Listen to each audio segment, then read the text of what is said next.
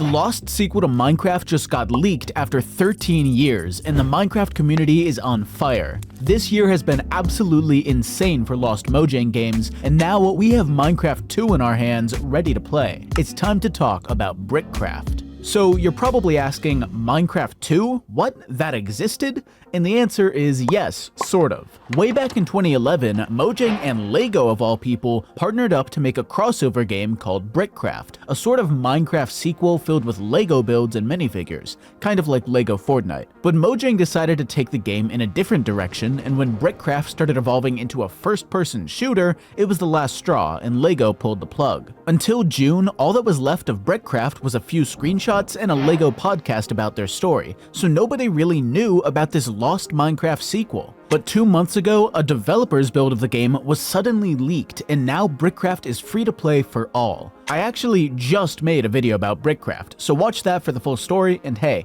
maybe that video inspired our mystery man to release it. So, if you're watching, thank you, this is super cool. But there's not much left to say, so without further ado, let's play Brickcraft. So here we are inside the game, and I've got a lot to show you. First, let's take a look at building. Brickcraft's building system is actually completely different from Minecraft, because you can rotate bricks and change their colors, but you also can't place floating bricks like you would in Minecraft. More or less, building in Brickcraft is like building with Legos in real life, except you only get 5 pieces to build with, at least in this early development build. Another big difference is the physics in Brickcraft, which are strange to say the least. You walk and jump like you're on the moon, and when you stop moving, you actually slide for a few seconds like running on ice in Minecraft. But hey, on the plus side, I can finally God bridge. Now the world here is absolutely massive, over 750,000 bricks wide, but from what I can tell, it's basically just this, endless rolling hills that stretch out into the distance. They hadn't added biomes or structures or details,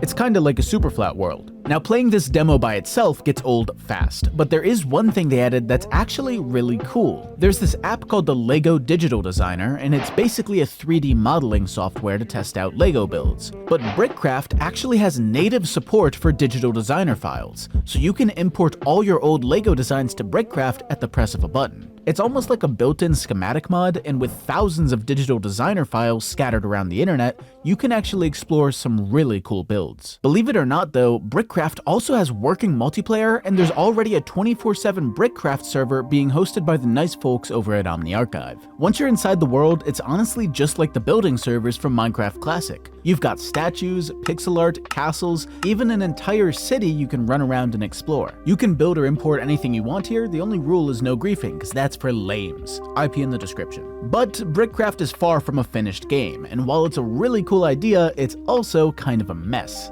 I've crashed, found chunk errors, phased through the floor, and all of that was after switching to Linux to get rid of a bug that resets my mouse every 2 seconds. And I'm one of the lucky ones. For a lot of people, the game won't even start. Even without the bugs, the slow-mo physics are just weird, the controls make almost no sense and you can't change them, and building in Brickcraft is like stomping on Legos, which is honestly kind of fitting. But don't worry, there are already people making mods and clients for Brickcraft to fix all these issues and turn Brickcraft into a fun, functioning game. Even as it is, Brickcraft is one of the coolest pieces of Minecraft history, and now we finally have it. But what's crazy is that Brickcraft isn't the only insane find I've got for you. So, as you probably know, Mojang doesn't just make Minecraft. They've got some spin-offs like Minecraft Dungeons and Legends, and they've got some side projects like Cobalt, Caller's Bane, and Crown and Council. But they also used to do these events called game jams, where you'd build an entire video game start to finish in just a few days. And those game jams spawned 11 entire Mojang games you've probably never heard of.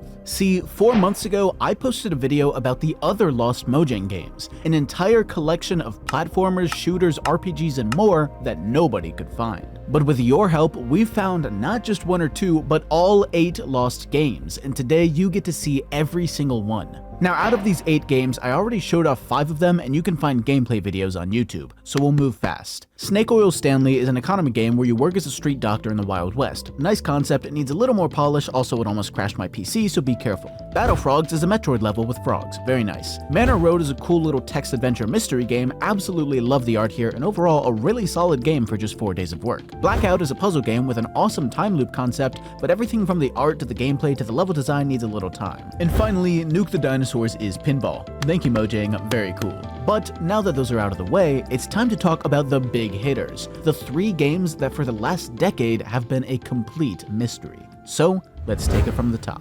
Healthcore Evolved was the game that started it all, the mystery that made me film that video in the first place. One screenshot on a German wiki page and a single Steam review. That was all we had. But now, thanks to Loadiz1 on YouTube, absolute legend, we finally have it. The game is pretty simple. You're a cute little guy sucking up and gunning down bacteria before they reach the nucleus of your cell. Sort of a Kirby meets Osmosis Jones vibe. It is genuinely fun, but very unpolished. You can't actually win or lose, the enemies just keep coming forever, even if the cell dies. A version 2 was supposed to be coming out with bug fixes and new artwork, but I'm pretty sure it doesn't actually exist. Next is Bureaucrap, and it's even more mysterious than the last game because despite multiple videos of it on YouTube, I still had absolutely no idea what it was about. But now, thanks to Spielefreak J, I do. Turns out it's Hangman, sort of. Basically, you're stuck scouring this non-Euclidean office for letters to put on your Hangman board at the start.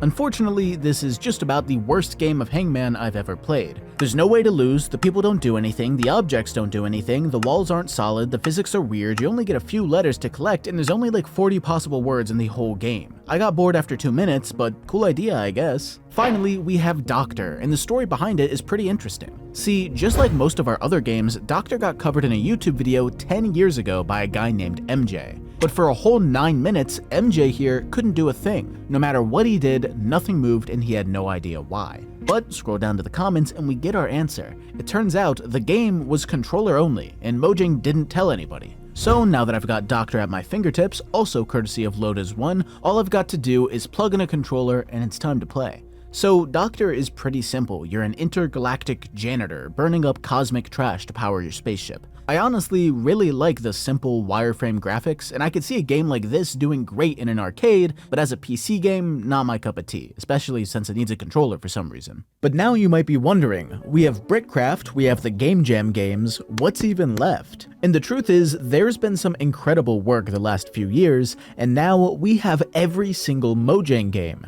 except for 3. The first of these is a game called Zombie Town, which was a survival horror game where you'd run around and shoot zombies while searching for ammo and health. It's basically just a 3D version of his Left 4K Dead game, which you can already play, but it's interesting because the texture for Steve actually came from Zombie Town. Next, there's whereubeen, which was almost like an unreleased Minecraft prototype. Notch worked on this game for years, and it's where Minecraft gets a lot of its textures, terrain, graphics, and code. Heck, the first versions of Minecraft were even named after whereubeen, but surprisingly, 16 years later, not a single version of the game has been found. And finally, we have the one and only Minecraft Spicewood, the codename for Mojang's latest game, which is supposed to be a sequel to Minecraft Dungeons. But all we've got right now are leaks and rumors, so I guess we'll just have to wait and see. Regardless, these last few months have been absolutely insane for Minecraft history, and it's been super cool to see. Thank you so much to everyone who helped find these games, the video wouldn't be possible without you,